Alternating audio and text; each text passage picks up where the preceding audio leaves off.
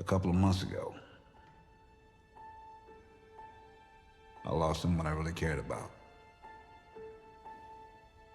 And for the first time in a long time, I picked up a drink. Sometimes bad things happen to good people. I didn't know what to do with the pain. It's what my friends said.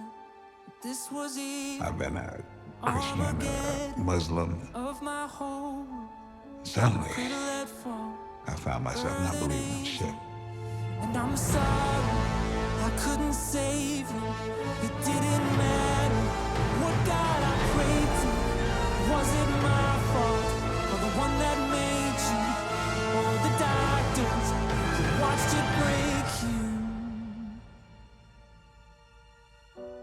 I'm holding on to broken pieces like I held to you. Guess all that's left to say is